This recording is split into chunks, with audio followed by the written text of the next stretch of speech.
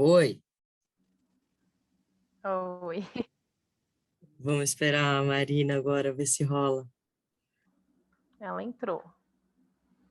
Ah, agora acho que sim. Tá só conectando o áudio, né? Eita, acho que deu certo. Ai, gente, que luta. Que bom que deu certo. É, tecnologia assim, vida virtual, É difícil. remota. Mas vamos lá, gente. Vocês querem se apresentar? Pode Pode ser. ser. Vai, Gabi. Começa aí, Mari. Tá bom. Eu sou Marina Tuani, né? Eu sou administradora do Instagram Saúde Mental Revolucionária, junto com a Gabi. Sou psicóloga, me formei no IESB, aqui no Distrito Federal. Sou especialista em saúde mental do adulto pela ESCS e hoje em dia também eu trabalho no IESB, né? Sou psicóloga RT na clínica escola e é isso. Ah, tá. Acho que é bom falar também da militância. Acho que quando a gente está falando da saúde mental, eu também sou militante do movimento Pro Saúde Mental. Legal. Eu sou Gabriela, né? Mais conhecida como Gabi. Eu sou assistente social. Muita gente acha no perfil que eu sou psicóloga também. Sempre comentam lá. Acho que já associou, né, a saúde mental à psicologia muitas vezes, mas eu sou assistente social. Sou Uhum. formada pela Universidade de Brasília. Também sou especialista em saúde mental, né, em caráter de residência. Fiz junto com a Mari, a residência pela ESCS aqui do DF.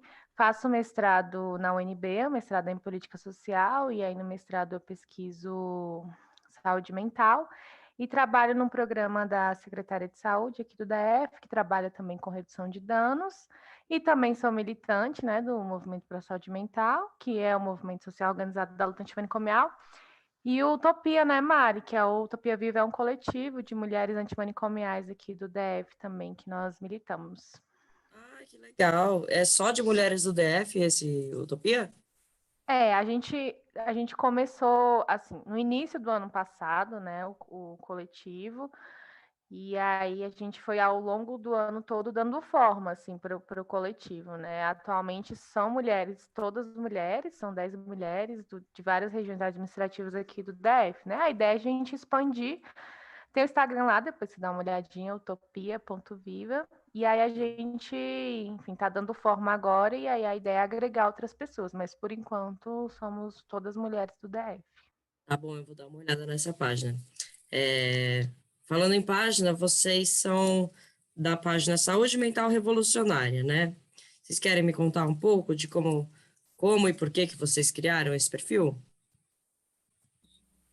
Posso começar, Gabi? Pode? Então, o Saúde Mental Revolucionária surgiu muito a partir do que eu e Gabi somos e vivemos. Assim. A gente fez a residência juntas, nos tornamos grandes, melhores amigas na residência. E aí, durante a residência, também a gente se envolveu muito com a militância da luta antimanicomial e a gente vive isso muito intensamente. E a gente gosta muito de falar sobre isso. E aí a gente pensou que em algum momento a gente poderia, não sei, fazer algum grupo de estudos, algum curso a respeito disso. E aí a gente pensou, bom, mas se a gente for fazer um curso a respeito disso, né, compartilhando tudo que a gente vem aprendendo na luta e no trabalho, na residência, a gente precisa ter, enfim, divulgar de alguma forma quem somos nós, de onde que a gente veio, quais são os nossos pensamentos, para que as pessoas saibam, se em algum momento esse curso sair, saibam de onde veio.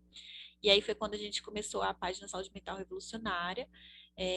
A gente é muito inspirada e a gente gosta muito da página do Daça, né, que é Saúde Mental Crítica. A gente já Ai, conhecia ele nossa, antes e a gente sempre se identificou muito. O Daça é o querido, né? adoro, E adoro aí a gente saúde sempre se mental crítica. identificou. E a gente sempre se identificou muito com as coisas que ele falava e tal. A gente vê muito por aí no Instagram muitas páginas que falam de saúde mental numa outra perspectiva, que incomoda bastante a gente. A gente, não, então vamos começar aqui a falar dessa perspectiva crítica, que pode ser interessante, assim, ampliar o debate a respeito disso. Com certeza, eu vejo muito psicólogo, né? Muitas páginas de saúde mental que que ou vira coach, né?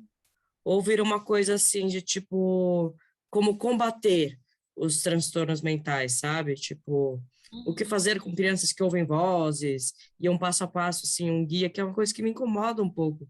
Porque eu não sei, eu não acredito que é muito por aí, né? De tentar eliminar os problemas de saúde mental que as pessoas têm. Eu acho que é resolver mesmo, né? De uma forma coletiva e agregar. E aí, na página de vocês, vocês falam que revolucionar é romper estruturas. Quais são as estruturas em saúde mental que precisam ser rompidas? Vou falar um pouquinho. E é até pegar um gancho dessa resposta que o Caimari falou, Olivia, assim, essa coisa também, até de romper um pouco com o tradicional, assim, eu falei sobre isso, né, que muitas pessoas acham que eu sou psicóloga, e tem muito isso, assim, essa coisa muito fechada, muito endógena, né, de que só quem pode falar sobre saúde mental, e aí sempre pensando numa coisa muito de patologizar, né, de trazer da doença, assim, só psicólogos e psicólogas podem falar de saúde mental. Então, a gente pensou em transversalizar esse debate mesmo, né? Trazer uma outra perspectiva, um outro olhar, né? Um olhar menos rígido, né? Que outras pessoas podem falar e podem se apropriar do campo da saúde mental. Porque falar de saúde mental não é falar de diagnóstico, não é falar de doença, né? Mas a gente falar de uma série de coisas. E aí, essa sua pergunta, assim, né? Quais as estruturas que precisam ser rompidas, né? Porque quando a gente pensa em manicômios, né? A gente fala também de uma sociedade que gera lucro através desses manicômios, né? E reproduz esse manicômio não só a partir dos espaços físicos, né? Mas as suas várias formas de ser manicomial, né? Desde o pensamento, desde a cultura, desde as opressões, desde as formas de exploração. Então, quando a gente pensa em romper com os manicômios, né, a gente não tem como pensar em romper com manicômios e continuar mantendo uma sociedade que reproduz as estruturas manicomiais, né? Que se fortalece a partir das estruturas manicomiais, porque o manicômio nada mais é do que a próprio espelho que lucra com os corpos, né? Que julga os corpos, que controla os corpos, né? Essa é a lógica do capital também, né? A lógica de controlar, a lógica de subjugar, a lógica de explorar e de oprimir. Não que a gente não possa lutar pelo fim dos manicômios dentro dessa sociedade, né? Assim como a gente não possa lutar pelo fim de outras opressões. Mas a gente luta para que aqui dentro a gente consiga romper com isso, mas que a gente rompa com essa sociedade, porque a forma de ver a loucura também, ela precisa mudar, né?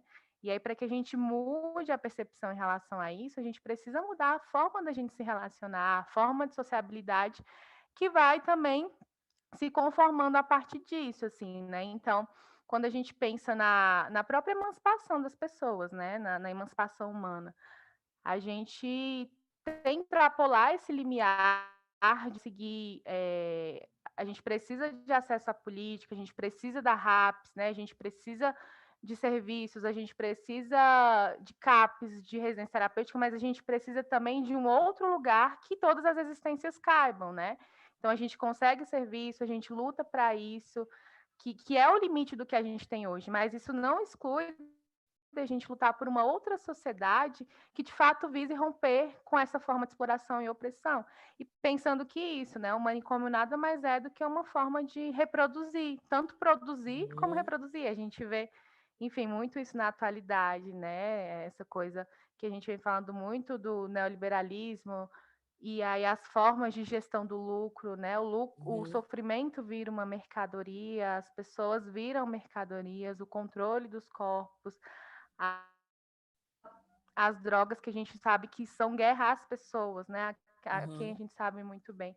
Então, isso também parte da perspectiva da gente ter um horizonte de uma outra sociedade, né? Que tenta romper um pouco com isso. Acho que, a princípio, é um pouco isso. Se você quiser também me complementar, Mari, eu não sei se a gente tem muito tempo de ficar falando assim. Que acho que Arrasou. Perfeita. Nada a acrescentar. E aí, meninas, vocês dizem também que uma reforma não é necessária, não é a solução, né? E por que que uma reforma não é a solução? E a reforma psiquiátrica brasileira? Ela trouxe ganhos, ela trouxe benefícios, quais foram esses? E tem alguma problematização em cima disso? Eu acho que isso dá para falar muito a partir disso que a Gabi falou, né? A gente tem, a gente se inspira no marxismo, e aí, quando a gente fala, por exemplo, de reforma e revolução, dentro da luta antimanicomial, a gente entende a reforma, obviamente, como necessária e como importantíssima. A reforma psiquiátrica trouxe mudanças profundas, né, inclusive na forma, assim como a reforma sanitária, inclusive, que aconteceu em paralelo, assim, trouxe profundas modificações na forma como a saúde enfim, especialmente nos sistemas de saúde, muito também nos modos de viver. A gente tem aí avanços históricos e muito relevantes na vida de milhares de pessoas, né? Que foi aí o processo de desinstitucionalização que se iniciou após o período da reforma psiquiátrica. Só que a gente entende também que ainda não há uma ruptura completa, no Uhum, sentido de que, ainda no contexto de reforma psiquiátrica, ainda no campo da luta antimanicomial, há quem cogite a possibilidade da manutenção de espaços manicomiais, como hospitais uhum, específicos, né, hospitais psiquiátricos, os manicômios, assim como comunidades terapêuticas. A gente vê falar também, a gente dialoga sobre isso, a gente vivenciou isso. Assim como nesses espaços mais específicos, em serviços substitutivos, a lógica manicomial ainda perpassa. Claro que não com toda a violência e radicalidade e violência radical assim que existe nesses outros espaços, como um manicômio propriamente dito, mas nesses outros espaços ela ainda acontece porque não existe uma ruptura na sua raiz, assim, a gente ainda vê a loucura como um problema que é individualizado e que precisa uhum, necessariamente ser solucionado de forma individual, que aí é quando a gente traz a questão da patologização da vida, da medicamentalização da vida, né? E aí a gente coloca ainda isso muito como problemas individuais e como problemas que devem necessariamente ser tratados, digamos assim. E eu uhum, acho que isso é uma demonstração de quanto que a reforma tem a avançar numa direção de radicalidade, no sentido de uma revolução. E aí, quando a gente fala de um horizonte revolucionário, a gente vai entender que, obviamente, a luta antimanicomial, a reforma psiquiátrica, né? Enfim, a luta antimanicomial, ela vai precisar passar por uma mudança de sociedade. E aí a gente também se identifica muito com a esquerda radical. Então a gente entende que numa sociedade capitalista tal qual está dada, né, pensando em Brasil, que foi um país que passou por uma colonização extremamente violenta, que é um país que se sustenta em bases patriarcais, racistas, a gente entende que a gente pode acabar com todos os manicômios físicos, por exemplo, mas se essa sociedade continuar avançando do modo que está, acho que a única possibilidade é a barbárie, né? Não tem nem como dizer que as coisas vão permanecer do mesmo jeito, porque não, né? A gente vai, enfim, a gente já está vendo aí as consequências na vida, né, nos corpos, na existência, de que é o avanço do capitalismo. Realmente não existe vida, não existe modo de existir dentro dessa sociedade. E aí por isso que a gente pauta muito nesse sentido assim da radicalidade a necessidade de uma revolução, porque uma revolução vai abarcar toda essa complexidade de sociedade que a gente vive, né? E não é uma luta de manicomial adstrita apenas à questão da saúde mental, ao campo específico da saúde mental. Se a Gabi quiser É. complementar. Eu quero só complementar essa coisa assim, até conceitual, assim, conceitual categórico, né, do que é reforma e do que é revolução, assim, também. Porque quando a gente fala de reforma, até porque, assim, se a gente pensar agora, né, no que está sendo muito falado, a gente está vivendo um processo de contra-reforma psiquiátrica, né? Mas e aí o que a gente está chamando, por exemplo, de reforma, né? A gente estou falando eu e a Mari, né? E a gente sempre procura ter algum respaldo teórico, né? Teórico, prático também, óbvio, do que a gente faz, mas a gente procura sempre se firmar em algumas teorias, né? Do que a gente está falando, tem alguma base teórica. E aí, quando a gente fala de reforma, a gente está falando mesmo de ampliação de direitos, né, a partir das conquistas da classe trabalhadora. Então, as reformas, elas não são ruins, né? As reformas por si só, elas não são ruins. O que a gente pensa é que a reforma, ela não é o fim em si mesma. A gente precisa da garantia de direitos através da luta da classe trabalhadora, que foi isso que eu trouxe um pouco, né? A gente conquista direito através das políticas sociais, né? Através da luta dos movimentos sociais, mas não é por aí. A reforma ela é importante, mas a reforma ela é um passo para a gente conseguir chegar na revolução. Então é aquilo, a gente não ficar nesse limiar da reforma, porque a reforma ela é importante, ela é necessária, a reforma psiquiátrica ela é importante, mas a gente precisa ir além disso, ela é um passo para a gente alcançar essa revolução. Então a reforma ela seria essa garantia de direitos mesmo, essa ampliação de direitos. E já a contra-reforma, por exemplo, ela seria o contrário disso, assim, né? Essa disputa de lugar para enxugar esses direitos mesmo que são conquistados. Então, no caso da contra-reforma psiquiátrica, esse enxugamento dos direitos no âmbito da política de saúde mental. Já a contra-reforma de outras políticas é o enxugamento do direito no âmbito dessas políticas. Tanto que a gente fala que foi o que a Mari disse, né? Isso não está dissociado de tudo que acontece no âmbito do Estado geral, no âmbito da sociedade. Então, as reformas, elas são necessárias, mas elas são parte do que a gente precisa para chegar nessa revolução. O próprio Rotelli fala, o Amarante, quando ele cita lá no livro Loucos pela Vida, ele traz uma citação do Rotelli de que esse próprio conceito de reforma é um conceito que traz uma contradição exatamente por isso, porque a reforma ela é importante, mas ela não é o limite das coisas. A reforma psiquiátrica não é o fim último das coisas. O nosso objetivo é transpor isso, é ir para além disso. Então, é um conceito contraditório, mas ele é politicamente necessário também para a gente apontar o que a gente quer. Então, a gente não está falando que a reforma ela é ruim, que a reforma deve ser negada. A gente está falando que ela é um passo, mas que o horizonte ele vai além dessa reforma. Então, só para a gente também entender que existe isso, assim, existe o reconhecimento e que existe também um objetivo para além daquilo que a gente já tem, né? Legal, legal, muito interessante. A Marina citou uma coisa que eu queria ter um esclarecimento maior com vocês, que é a comunidade terapêutica, né?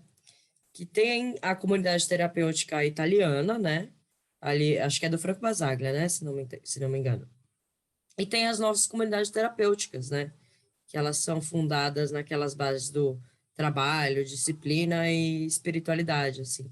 Quais que são as diferenças, apesar de ter o mesmo nome, quais que são as diferenças entre uma comunidade terapêutica daquele modelo italiano e a nossa comunidade terapêutica que a gente tem hoje em dia aqui no Brasil?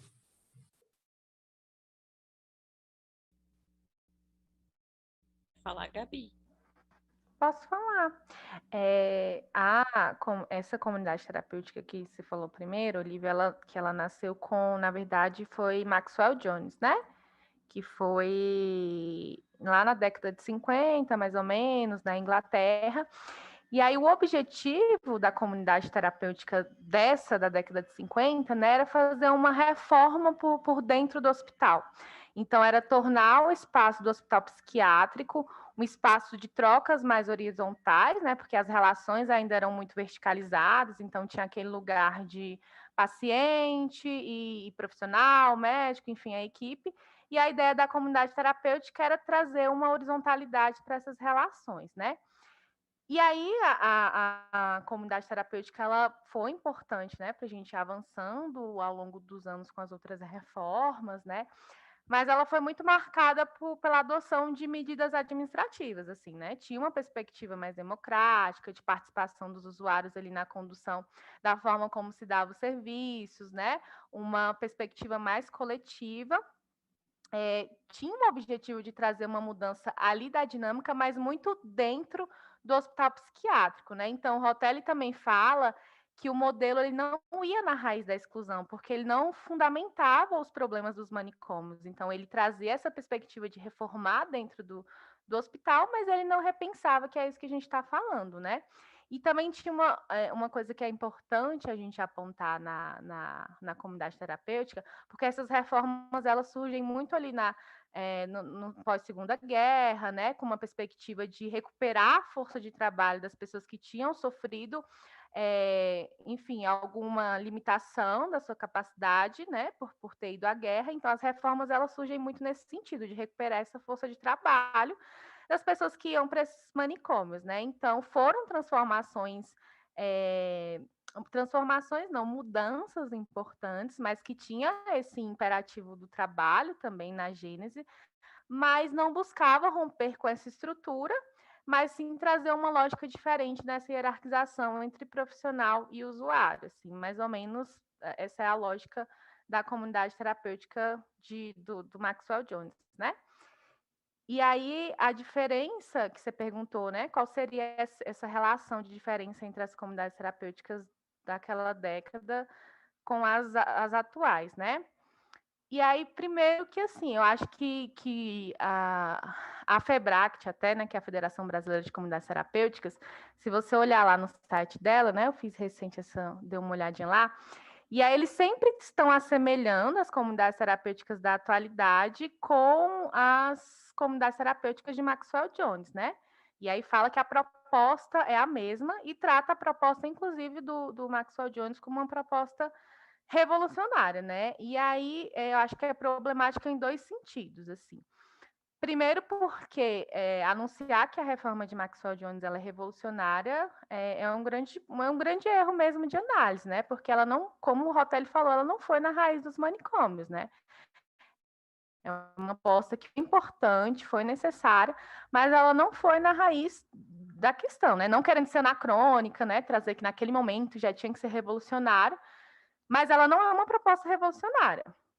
E aí, o segundo erro é pensar que aquela proposta, né, que foi uma proposta, ainda que dentro do manicômio, de trazer democratização, coletivização para os hospitais, é a mesma proposta das comunidades terapêuticas atuais, né, que estão calcadas nesses pilares, assim, que é um pilar de imposição do tratamento, né, não existe possibilidade de se criar um plano terapêutico singular para as pessoas, dentro das comunidades terapêuticas, né? Ou você vai pela via da abstinência, ou você não serve para estar naquele lugar. Então, quando você fracassa, você não deu conta, mas se você deu conta é porque Deus te ajudou. Então, a pessoa ela não tem nenhuma autonomia sobre o seu processo, assim, é sempre alguma entidade, seja a instituição ou seja esse Deus que é colocado como supremo nesse tratamento, para dizer que você conseguiu alguma coisa, né? Então, assim, a diferença, assim, né, basicamente falando, entre as comunidades terapêuticas da Inglaterra é porque tinha ainda que não foi na raiz do problema, mas tinha um objetivo democrático, tinha um objetivo de mudar minimamente aquelas relações dentro do hospital psiquiátrico, dentro do manicômio. Já a comunidade terapêutica ela é um retrocesso total, porque ela vai lá no isolamento, né, os pilares da disciplina, os pilares do trabalho numa perspectiva moral, da espiritualidade num sentido muito impositivo, assim, né? E bem nessa coisa de que você não consegue, então você sempre vai precisar.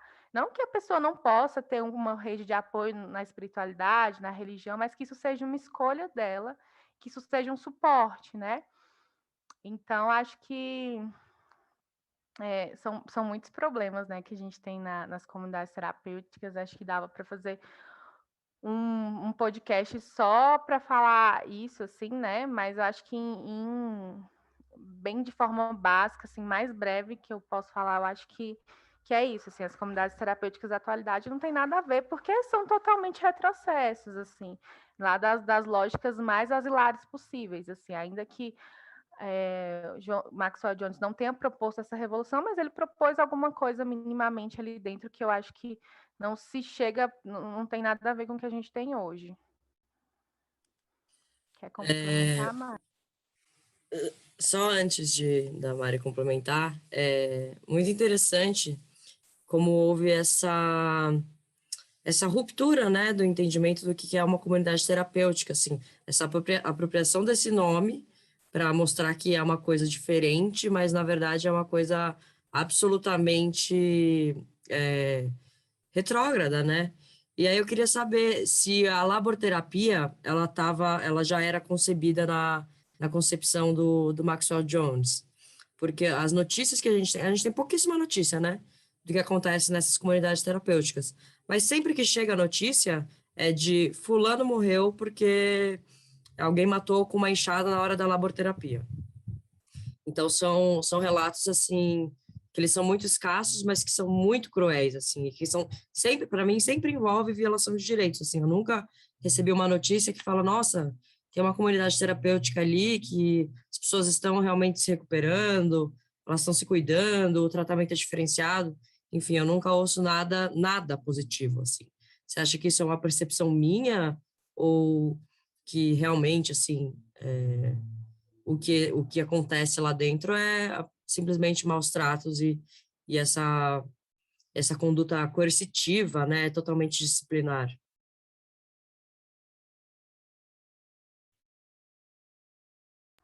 Quer responder, Mari? Ou- Se você quiser responder. Eu queria comentar sobre a outra parte, principalmente, mas se você quiser falar sobre a labor-terapia nas Tá. comunidades terapêuticas. Mas se eu posso responder a pergunta, aí você faz emenda no comentário, né? É porque essa coisa do trabalho, ele vem lá desde Pinel, assim, né? Muito antes dessas reformas, e aí Pinel, que é considerado o pai da psiquiatria, porque deu início aos hospitais psiquiátricos, o tratamento, né, as pessoas não vão me ver, mas tratamento entre aspas, é muito direcionado nesse cunho do trabalho, e o trabalho a partir de uma correção moral, assim, né, então, como punição mesmo, né, então o Pinel chamava, né? As pessoas estavam alienadas ali, onde elas viviam, então elas precisavam ser isoladas de onde elas estavam para elas serem tratadas, né? Daquilo enfim, que tirou elas da sanidade, né? Então elas precisavam ser colocadas em isolamento, então ele tinha muito esses pilares que para mim se assemelha totalmente ao que a comunidade terapêutica traz hoje, né? Que é o pilar do isolamento, da disciplina e da moral, da correção moral através do trabalho, que eram os pilares do Pinel. E aí eu acredito que, como a comunidade terapêutica ainda acontecia dentro dos hospitais psiquiátricos, aí você me corrige, Mário, eu também não tenho informação total sobre isso, assim, mas provavelmente tinham terapias, enfim, que se davam através do trabalho, né? Provavelmente eles usavam essa técnica, mas não sei se por uma forma de punição, de disciplinamento. Eu acho que não era o pilar daquele momento da proposta da comunidade terapêutica de Maxwell Jones. Pelo menos nada que eu li traz isso. Mas como existia ainda dentro de um hospital psiquiátrico, eu arrisco a dizer que provavelmente tinham essas práticas, sim, né? Mas não acredito que era um pilar daquela comunidade terapêutica, como é um pilar da comunidade terapêutica de hoje, né, da CT de hoje. E como era, por exemplo, em Pinel, mas, enfim, era um manicômio ainda, e práticas que existem, se mantêm dentro de manicômios. E é tão engraçado você falar desse exemplo aí que você trouxe, né, dessa enxada, enfim, né, que a pessoa morreu com a enxada, porque nas comunidades terapêuticas hoje, né, no relatório, inclusive, de inspeção das comunidades terapêuticas, tem um tópico que fala sobre o trabalho. E aí tem a fala de várias pessoas lá, né, dando vários depoimentos dessa situação, né, como é que as pessoas se viam nessa coisa do trabalho. E aí o trabalho é duplamente, nesse lugar, é problemático de todas as formas, né? Porque, ao mesmo tempo, ele é usado como forma de punição, então você não fez o que tinha que fazer, o seu castigo, então você vai trabalhar muito mais. Mas também é uma forma da pessoa sair mais rápido de lá. Tanto que tem relatos no documento de que as pessoas falam: eu estou trabalhando mais porque eu vou sair mais rápido para ver se eu consigo ir embora mais rápido. Tanto nas comunidades terapêuticas, como isso também tem relatos nisso no relatório de inspeção dos hospitais psiquiátricos. Eu não sei nem se eu estou confundindo os dois, mas de qualquer forma, para dizer que é tão problemático no sentido de que usa para punição, para a pessoa ser punida por não estar cumprindo o que eles exigem, mas também é a forma de salvação. Então, você vai ser salvo, porque a comunidade terapêutica é para salvar a pessoa, né? Porque ela, enfim, está corrompida moralmente pelo uso da substância. E aí o trabalho, você vai trabalhar mais, e aí o trabalho vai te tirar daquele lugar. Então, eu não acho que é viagem sua, não. Eu acho que é isso mesmo, assim, os relatórios. Não é coisa que a gente está falando aqui da nossa cabeça, que a gente acha, eu acho que é assim porque eu não gosto da CT. Não, existem relatórios, existem o que a gente está falando aqui, existem documentos que comprovam isso, né? Não tem um documento do relatório de inspeção das comunidades, dos hospitais psiquiátricos, né? Você está falando das CTs, mas dos hospitais psiquiátricos que tem também. Tem o documento do IPEA também, que falam sobre as CTs, que traz essa questão. Então, não é uma coisa que a gente está criando na nossa cabeça, né? Existem várias comprovações. E se você for em serviços da RAPS, principalmente no CAPS, você vai ver relatos horríveis de pessoas que passaram por situações péssimas em comunidades terapêuticas. Gente, e uma curiosidade, e a terapia ocupacional? Porque eu vi que vocês têm um post lá falando que a terapia ocupacional foi uma invenção da Anísia da Silveira, né? Mas eu acho, e aí de novo é uma impressão, eu acho que a terapia ocupacional da Anise devia ser muito diferente do que eu vivi dentro das clínicas. Vocês conseguem me contar mais ou menos como é que era essa proposta de terapia ocupacional no projeto? E aí depois eu complemento com a minha experiência. É, eu estava até dando uma olhadinha. A gente costuma falar que a Nise, juntamente com a Ivone de Lara, foram precursoras da terapia ocupacional na saúde mental. Mas aí, eu não sou da área específica, eu arrisco dizer que provavelmente em outros campos da terapia ocupacional existem outros e outras teóricas, provavelmente, que estão aí nesse pioneirismo. Porque a terapia ocupacional, assim como outros campos de saber, né, psicologia, serviço social, tem também vertentes, digamos assim. Então, eu arrisco dizer que a Nise foi a pessoa, a Nise e a Ivone foram as pessoas que trouxeram para a saúde mental. E aí, no caso da Nise e da Ivone, elas levaram para os locais onde elas trabalhavam, né, muito a pegada da artística, né, da expressão artística. E a Nise da Silveira, ela se inspirava muito na literatura de Jung, que vai se arriscar aí pelas dinâmicas do inconsciente individual, do inconsciente coletivo, e aí vai utilizar as mandalas como estratégias. A Ivone, que é uma grande sambista, foi enfermeira e assistente social também, utilizou muito o recurso da música nesses espaços onde elas trabalhavam, né?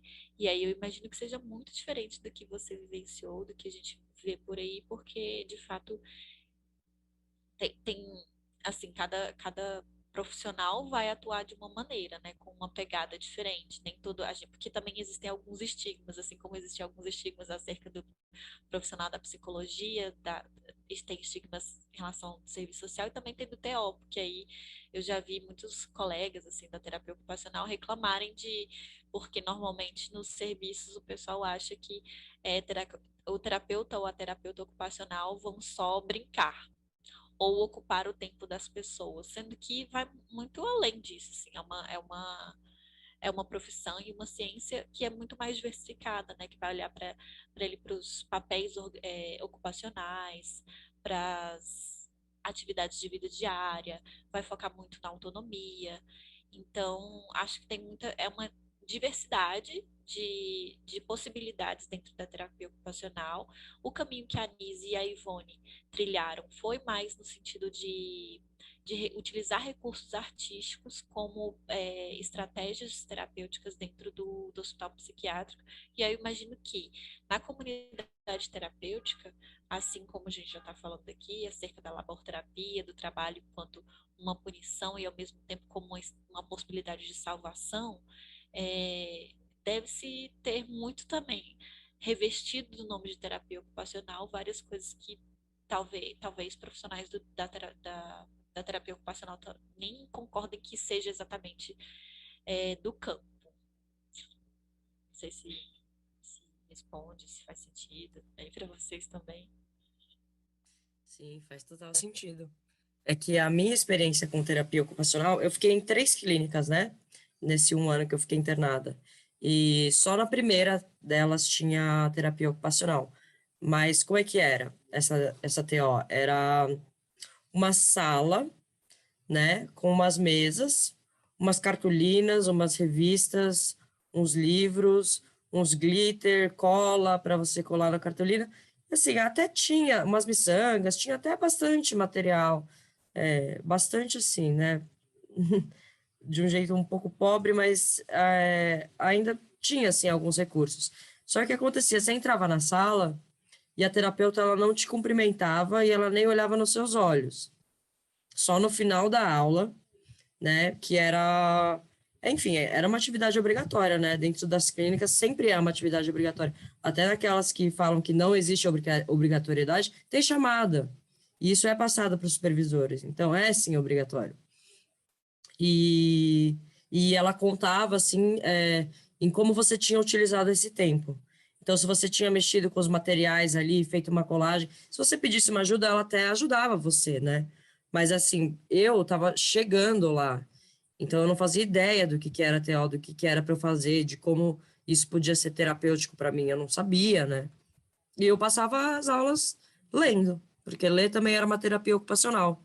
Até que chegou um momento que as pacientes, nós todas, a gente meio que se revoltou contra essa professora, né? Porque a gente sentia um peso muito grande de ter que estar ali naquela atividade que era completamente esvaziada. E aí eles acataram uma sugestão nossa, que era de fazer um trabalho cênico. E aí entrou uma nova profissional que tinha alguma experiência nessa área. E, nossa, quando a gente começou a fazer o trabalho cênico, assim, lúdico, foi incrível. Eu lembro que a clínica inteira parava, todos os funcionários paravam para assistir as nossas pecinhas, assim. E foi muito bonito, tipo, porque eu acho que foi a única atividade dentro desse 1 ano inteiro de internação que eu vi realmente as pessoas se empenhando e gostando daquilo, sabe? Porque eu acho que todo mundo que pode ser muito destrutivo também pode ser muito criativo, né?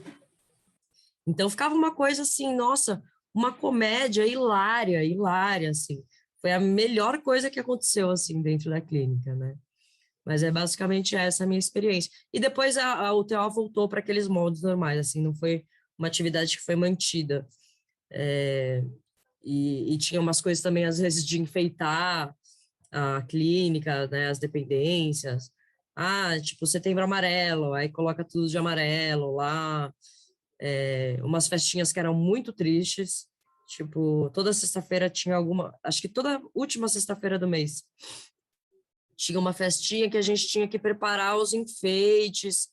E era muito chato, assim. Eu lembro que todo mundo nessas festas só queria que acabasse, porque a gente não queria comemorar nada, né? A gente estava internado. Não tinha nenhum motivo para fazer uma festa, assim. E era obrigatório. A única parte boa é que tinha muita comida, né? E acho que foi aí que, inclusive, se iniciou a minha compulsão alimentar.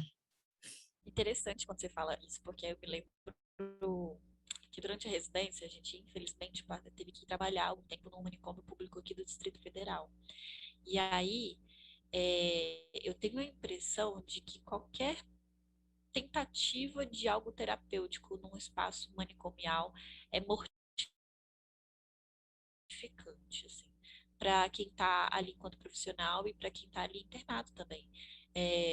Me parece que não existe possibilidade. Quando eu falo que a saúde mental, a saúde é coletiva, ela acontece no território, acontece na vida das pessoas, isso além de toda a fundamentação teórica que a gente tem, é algo que eu presenciei, vivencio de forma muito explícita, sabe? Me parece que qualquer possibilidade de terapia, quando eu estava lá no manicômio, era só as pessoas ali, então ninguém quer estar ali, ninguém quer estar naquela situação, né? Às vezes está distante dos problemas, e aí acaba que, digamos assim, a crise se ameniza, claro que tem a hipermedicamentalização também das pessoas, mas é isso, assim, as pessoas estão longe, não só dos problemas também, mas das suas possibilidades de ficar bem.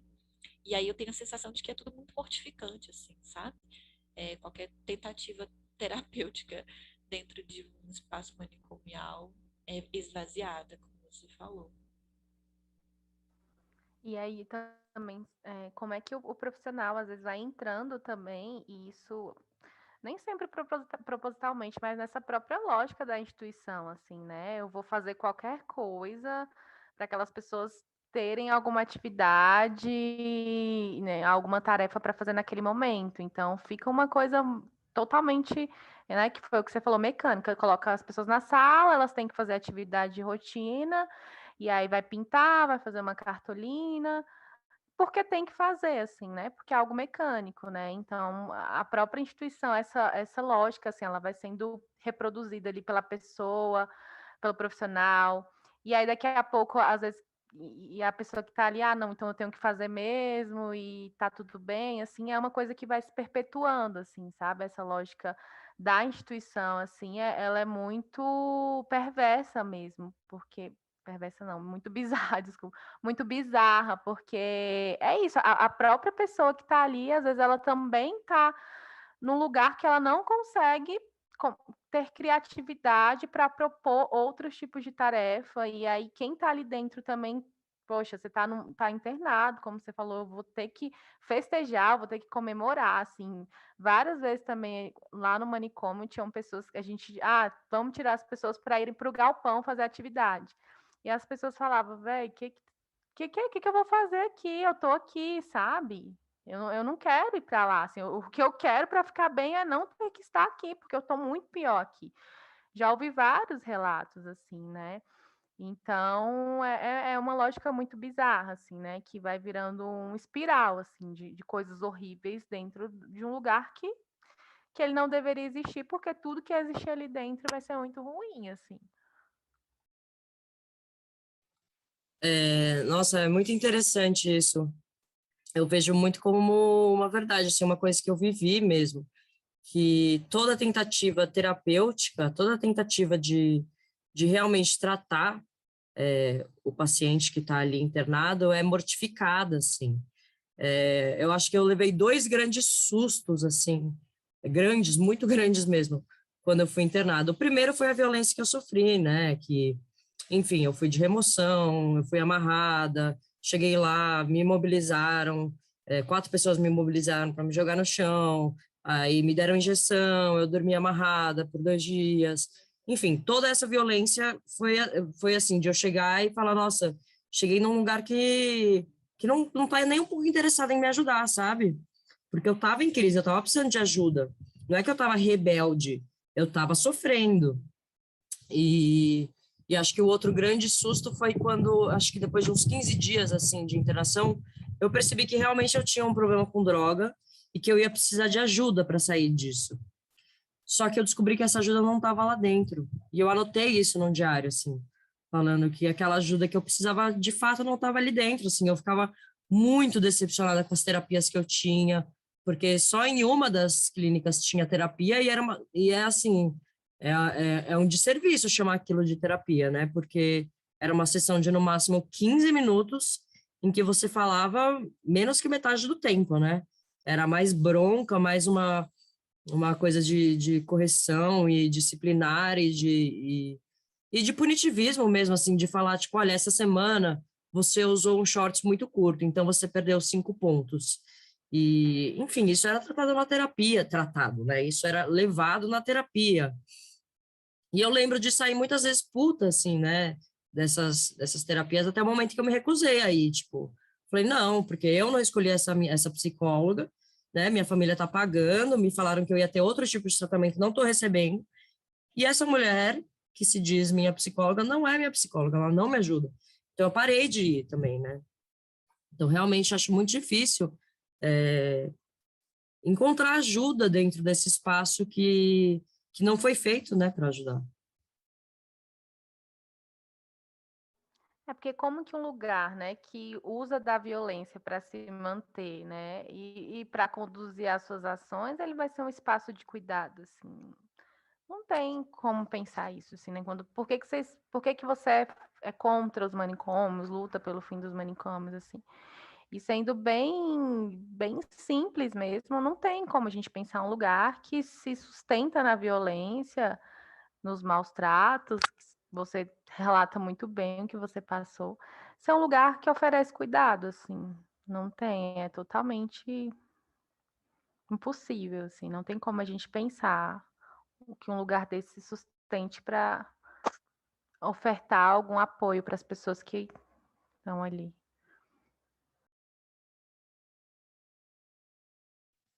E outra coisa que eu queria perguntar para vocês é, por exemplo, nesse momento que eu cheguei na clínica e que eu estava, enfim, sob efeito da droga, de milhares de remédios que eu tomava assim a rodo, é, aquilo era uma crise, né? E vocês falam um pouco no Instagram de vocês de como intervir em crise, né? Que seja de uma forma não manicomial. Vocês podem falar um pouquinho sobre isso?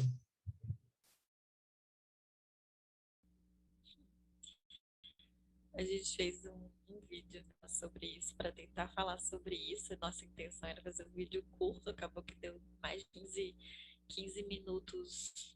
Tá travando? Aqui deu o sinal de que a conexão tá ruim. Tá bom? Tá.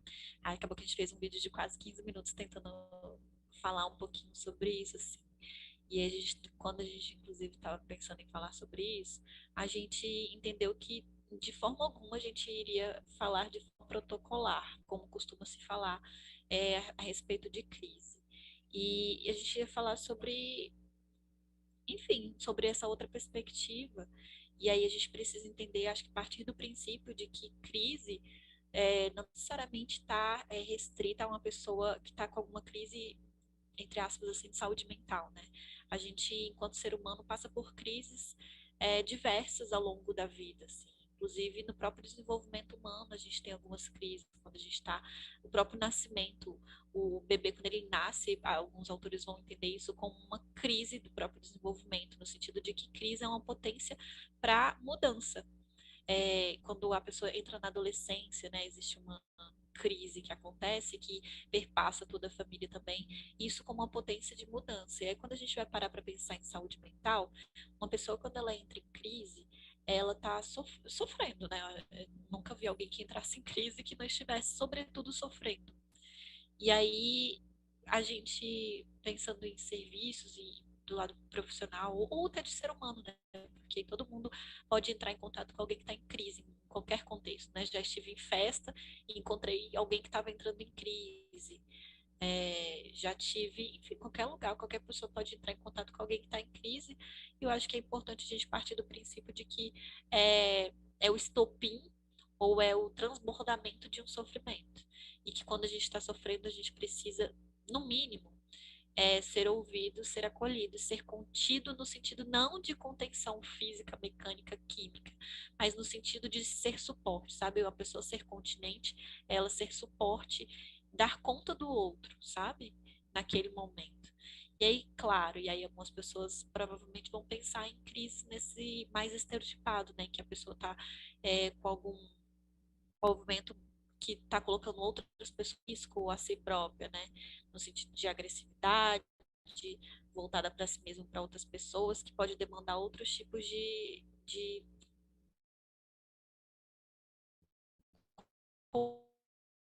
continência.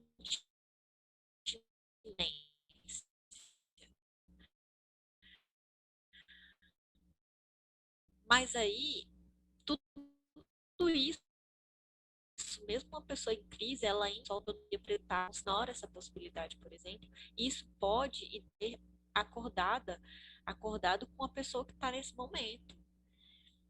E aí, enfim, existem N possibilidades, mas normalmente é, contar primeiramente com o fato, com essas, da forma que for possível.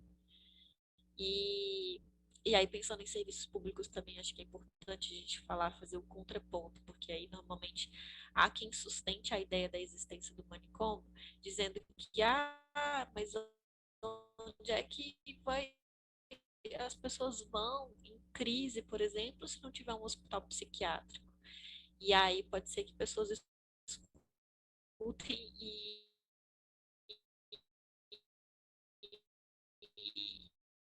não saibam, mas assim, tem específica. E isso não é uma via. Tudo que acontece no hospital psiquiátrico, assim, que seria o ideal, né, no fundo das violências, mas que seria a proposta, pode acontecer num CAPS 3, que funciona 24 horas, que tem leito também, ou no hospital geral, ou até numa UPA. E, e, e, e aí, por exemplo, também é uma coisa interessante, a enfermaria específica, especializada, né, enfermaria de psiquiatria, e tem um pronto-socorro. No pronto-socorro é onde chegavam as pessoas que estavam, de fato, numa crise aguda, assim. E aqui que às vezes a pessoa só precisa ter um espaço seguro para ter a crise dela. E aí você vai ali, só dando suporte, só escutando, só respeitando o espaço, ouvindo o que a pessoa está comunicando com essa crise, ouvindo o que a pessoa precisa, que ela está comunicando que ela precisa a partir dessa crise. É, não, eu não ignoro a possibilidade de necessidade de medicação, por exemplo, desde que seja, não seja uma necessidade, obviamente, dos profissionais que estão ali, mas, enfim, que possa pelo menos auxiliar de alguma forma a pessoa lidar com isso, assim, sabe? E aí, crise nenhuma, de forma aguda, dura por, sei lá, 3 meses, por exemplo. E aí, eu tô falando isso porque num hospital psiquiátrico, por exemplo, que se propõe a lidar com crises, fica no mínimo uma pessoa internada 3 meses. Enfim, acho que eu falei bastante coisa, assim, mas eu acho que é isso, assim, falar de crises é uma questão bem complexa e que eu tento fugir ao máximo de protocolos, assim, como se tem por aí.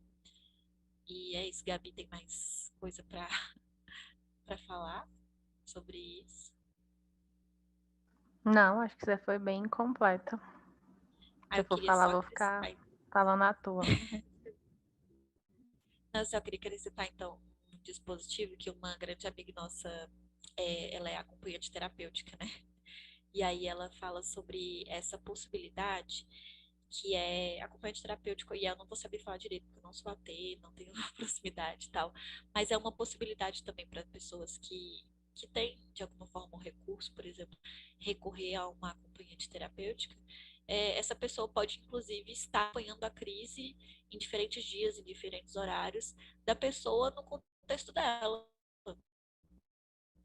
Ela está em crise, está em casa. Existem profissionais preparados também para poder auxiliar e estar ali, contribuir, enfim, cuidar da pessoa em crise também, né?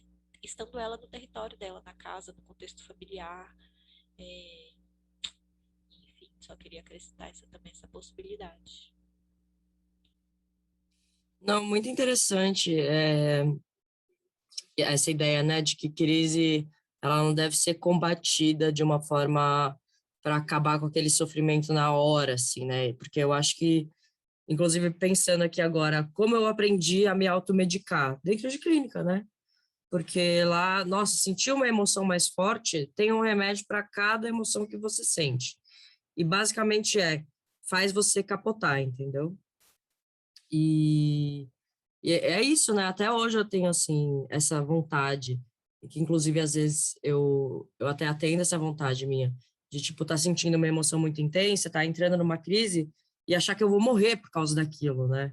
Porque, na verdade, me foi ensinado que lá dentro, assim, crise é uma coisa para ser combatida a qualquer custo, não importa quantos comprimidos ou injeções de Aldol você tenha que tomar. Não é para ter crise. Sendo que é muito interessante isso, né? De que a pessoa em crise é uma pessoa que está sofrendo e que precisa primeiro ser ouvida, né? Eu acho que, inclusive, uma das coisas que me ajudou, assim, demais, demais, demais, demais, fez muito mais do que qualquer internação, do que qualquer projeto, qualquer tipo de cuidado manicomial, assim, foi abrir a câmera do celular e gravar um vídeo falando: meu nome é Olivia, eu tenho 26 anos, sou dependente de química, borderline, fiquei internada 1 ano. E aí eu falei isso e as pessoas ouviram, entendeu? E as pessoas comentaram, as pessoas interagiram e, enfim, me deram força. E eu acho que foi isso, assim, que me trouxe até onde eu tô, né? Conseguir me expressar e também muito através da escrita.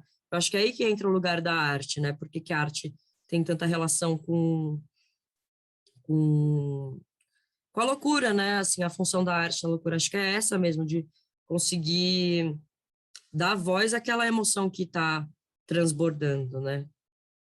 Agora, uma outra questão, vocês falam que não se utiliza o termo doença ou transtorno mental. O que vocês usariam para substituir esses termos?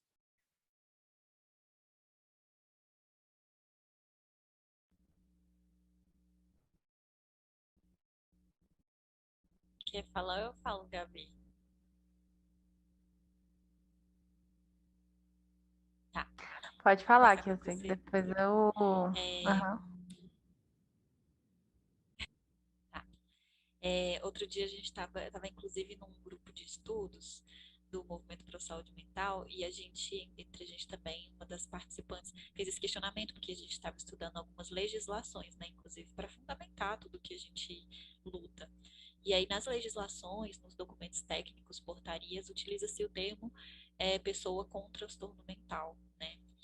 E aí eu particularmente eu tenho horror a esse termo, assim, não gosto. Doença mental também não, porque eu acho que transmitem algumas mensagens e também um posicionamento no mundo político que você está adotando. É, a gente costuma falar que vai falar sobre existência e sofrimento de um corpo em relação ao corpo social. Esse termo ele não é muito funcional, digamos assim, eu acho que não ajuda muito no dia a dia, mas o texto em si, que fala sobre essa terminologia, a gente frequentemente revisita esse texto porque ele traz um novo paradigma. E aí eu também gosto muito e estudo bastante a determinação social do processo de saúde e doença. Por quê? Porque eu entendo por que a gente fala, né? Por que não a doença mental? Porque a gente está falando de modos de existir e que não necessariamente a ação e da categorização de transtornos psiquiátricos e manuais diagnósticos, a gente está se reafirmar dentro do próprio mundo da medicina, né? A psiquiatria não tem um objeto no corpo sobre o qual ela vai se especializar. Então, ela precisa de alguma forma afirmar qual é o seu objetivo e eles vão se adequando existem, né? E aí, a exemplo, por exemplo, a transexualidade, que muito recentemente saiu do manual enquanto um transtorno psiquiátrico, porém permanece enquanto uma questão da sexualidade. E aí, por exemplo, o transtorno do espectro autismo hoje já tem muito mais ênfase e complexidade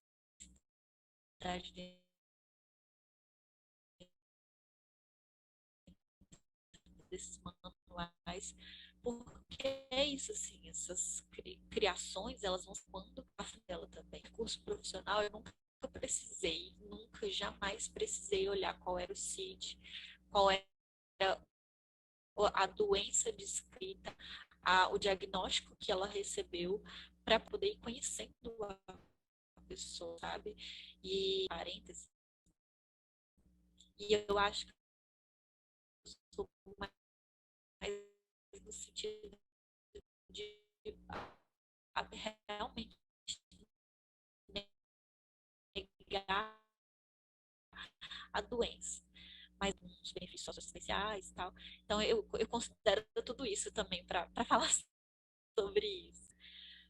E aí, termo que eu costumo usar, e ainda com ressalva, seria a pessoa que está em sofrimento, pessoa que sofrimento psíquico, com ressalvas ao psíquico, né, estritamente, porque eu entendo que o ser é um ser social e, portanto, esse sofrimento não é estritamente psíquico, mas, enfim, nada, eu acho que nada vai muito para a simplicidade das coisas, né?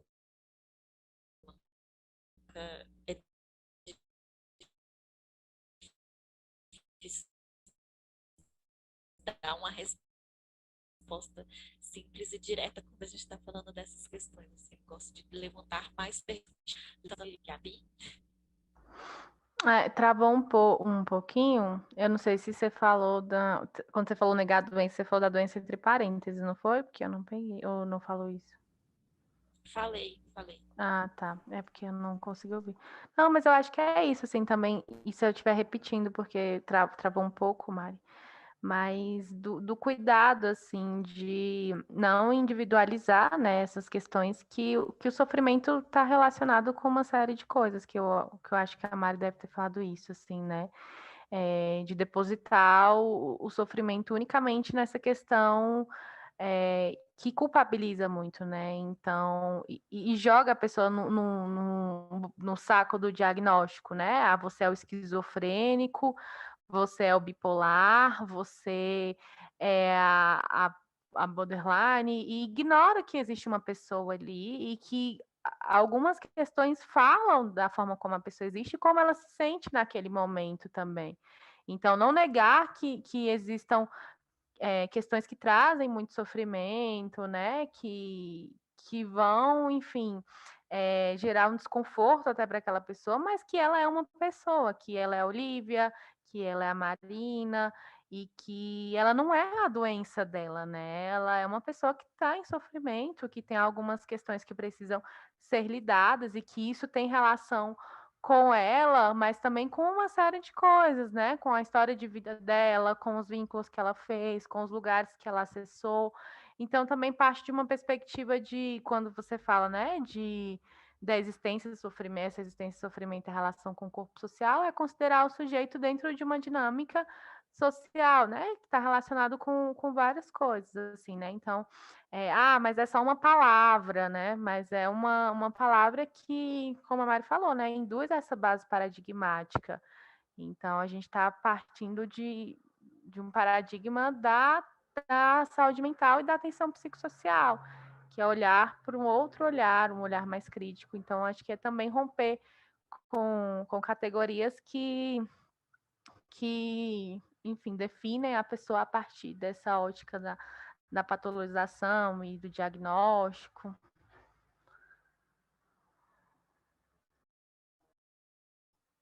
Acho que é isso.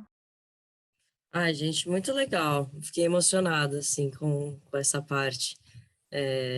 Muito bonito, assim, muito sensível esse jeito de tratar, né? Tratar a pessoa e não o CID dela, né? Eu lembro que dentro das clínicas, a gente se apresentava a partir do CID, né? Tipo, oi, seja bem-vindo, meu nome é tal, eu sou borderline e sou dependente química. E você, é dependente química ou tá na psiquiatria, né? E aí eu aprendi mesmo a me reconhecer a partir, né, desses diagnósticos. E só hoje, só muito recentemente, assim, eu fui percebendo nossa, me colocar dentro de um CID é uma coisa que me limita tanto, assim, me limita tanto, porque, não, porque o borderline é muito intenso, o borderline tem muitas crises. Então, isso que quer dizer, né, eu achava que não ia dar para trabalhar nunca mais, sabe? Que eu não ia mais conseguir, porque eu tenho muitas crises e isso não tem como manejar. Tem sim como manejar, e, enfim, eu encontrei diversas maneiras, assim, de lidar com a crise, que não seja a partir do remédio, a partir do dopar, a partir do apagar, e é isso, assim, eu sou Olivia, eu tenho as minhas crises, mas eu sou uma pessoa, né? E, e existem outras ferramentas que podem me ajudar e eu consigo, sim, ser uma pessoa produtiva, eu consigo trabalhar, talvez com um tempo que é diferente do tempo da produtividade neoliberal, né? Que, inclusive, eu acho saudável que seja diferente mesmo, né? Não quero me enquadrar aí. Agora, um último ponto que eu queria puxar é que vocês, num post, vocês falam que saúde mental é territorializada, coletiva e socialmente determinável. O que isso significa?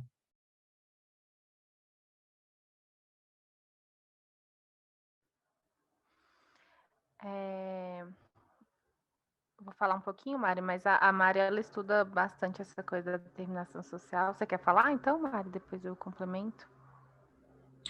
Pode falar. Posso falar um pouquinho, depois você complementa. Então. Mas você também arrasa. Não, esse foi o que a gente colocou justamente na postagem que a gente fala sobre a determinação social da saúde mental. E aí, na postagem a gente até explica um pouquinho mais profundamente, não, porque é muito pouquinho, né?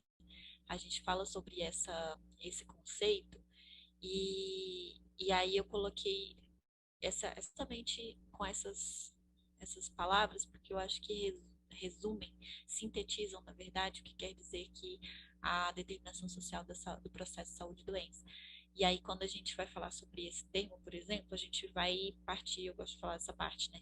A gente vai partir da noção de processo, por entender que é algo dinâmico, complexo e que traz essa noção de movimento mesmo, sabe? De que não é algo, um fenômeno dado em determinado momento estático e estável. E que, inclusive, quando a gente usa diagnósticos, a gente traduz muito nessa perspectiva, né? De que algo estático está dado e não vai sair disso. Sendo que saúde, ela é muito um processo que vai considerar tanto um processo histórico assim da história social, cultural, quanto o próprio processo histórico da vida da pessoa, envolvendo tudo isso que a Gabi até mencionou, né, anteriormente, da todo o contexto social da pessoa, né? E a gente vai falar muito sobre território, e aí quando os estudos que falam sobre isso no campo da saúde mental trazem muito a noção de território, especialmente porque algumas das pessoas que são pesquisadoras sobre o tema estudam muito populações quilombolas, populações rurais, e vão falar sobre os processos de saúde e adoecimento nessas comunidades, né? E aí como que vai ser diversificado esses processos de saúde e adoecimento em determinados territórios. E o que corrobora muito com o que a gente mencionou, né, do conceito do Rotelli, que cada pessoa ela vai vivenciar, experienciar sua vida, seu bem-estar, seus adoecimentos, seus sofrimentos no seu território, considerando sua casa, sua vida, onde ela cresceu, o que ela tem de referência de local, de pessoas, de comunidade, e ali também é onde ela está a potência para que ela se restabeleça. E aí, quando eu falo que saúde mental é coletiva, também é no sentido do contraponto disso que você mencionou, né? Dessa lógica neoliberal, individualista. É, a saúde, ela é coletiva, né? Acho que a pandemia também tem mostrado muito isso pra gente. O quanto que a saúde, tanto saúde no sentido orgânico, eu não gosto de fazer essa separação, assim, né? Mas a saúde mental quanto saúde em geral, ela é ativizada, né? Todo o processo de saúde, de adoecimento, de melhora, elas se dão, né, a partir de uma coletividade. Não sei se fez muito sentido, eu acho muito difícil, apesar de estudar e ler bastante sobre isso, eu acho difícil falar sobre. Se a Teve Gabi até quiser um, complementar. não, acho que teve uma pergunta, inclusive nesse post que a gente fez, né? Que uma pessoa perguntou se não seria muito determinista a gente falar que saúde mental é socialmente determinado, né? Mas é um pouco isso, assim, da gente pensar, quando fala determinada, não é nesse sentido determinista, assim, taxativo, de que é isso ou é aquilo, mas é entender dentro dessa dinâmica social que é contraditória, né? Que não é linear, que não é estanque, mas que tem várias contradições. Então, a partir do contexto em que se vive, da dinâmica social, o contexto vai mudar, o seu processo de saúde vai mudar. Então, não é que é aquilo ou isso, 8 ou 80, preto no branco, mas que existem questões ali que envolvem diretamente, que está totalmente imbricado com o processo de saúde e doença, né? Então, está permeado por contradições, por conflitos, mas que está em volta dessa totalidade, né? E que também leva em conta a singularidade dos sujeitos, né? Não é negar que existe, mas é como que essa singularidade se responde a essa perspectiva de totalidade, né? Essa perspectiva mais universal. Então, sei lá, né? A pessoa está, como a Mari falou, num processo de pandemia, com um desmonte das políticas, sem acesso a nada. Como é que eu vou responder isso, assim, né? Poxa, eu não consigo acessar a educação de qualidade, eu não consigo estudar, eu não consigo me locomover, eu não consigo acessar o trabalho. Posso entrar em vários processos de sofrimento por conta disso, e aí eu não vou conseguir acessar uma política de saúde mental, porque a política de saúde mental está desmontada. Então, esse contexto também vai determinar esse processo de sofrimento, assim, né? É levar em conta isso, que existe um contexto que precisa ser considerado no processo de saúde e doença, né? Gente, muito legal. A gente precisa ir encerrando, porque já deu uma horinha, mais de uma horinha de conversa. Mas queria falar que eu gostei muito, viu, de conhecer vocês, mesmo que virtualmente. Mas eu achei muito bonito, muito sensível a concepção de vocês, né, de cuidados em saúde mental. E agora eu entendi por que que a saúde mental é revolucionária. De fato, eu acho que é bem revolucionária, assim. Obrigada pela participação, gente. Vocês querem deixar alguma indicação de leitura, de filme? Aproveita e deixa também suas redes sociais. O arroba delas é Saúde Mental Revolucionária. É isso, né? É. E @SM Revolucionária, porque não coube tudo. isso. E é isso, gente. Como vocês querem falar alguma coisa para encerrar? Ah, eu queria agradecer por esse bate-papo. Eu gosto muito de falar sobre isso. Eu adoro encontrar pessoas aí no mundo que gostam também de falar sobre isso, que se dispõem a trocar ideias sobre isso. Queria agradecer também por você ter partilhado parte da sua história com a gente. Eu acho que isso é sempre, eu vejo isso sempre de forma muito carinhosa, né? Quando a pessoa resolve, compartilhar uma parte de si, da sua história com alguém. É, sobre indicações de leitura, meu Deus, são muitas.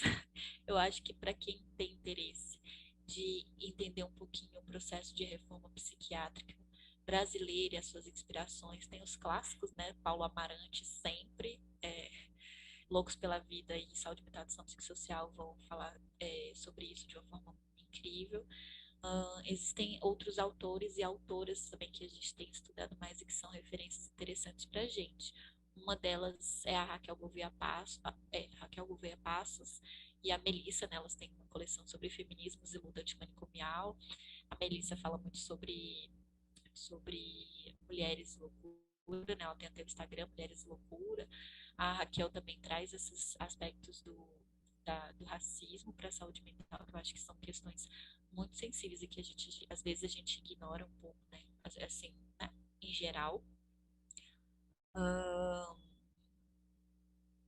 O neoliberalismo como gestão do sofrimento psíquico, acho que é uma leitura muito boa, especialmente na atualidade. A gente tem também um companheiro aí de luta que a gente gosta muito, que é o Pedro, e a Kissla, companheiro deles. Eles têm um livro que é Brasil. Ai, não vou ter agora. Enfim, é o Subjetividade. Pedro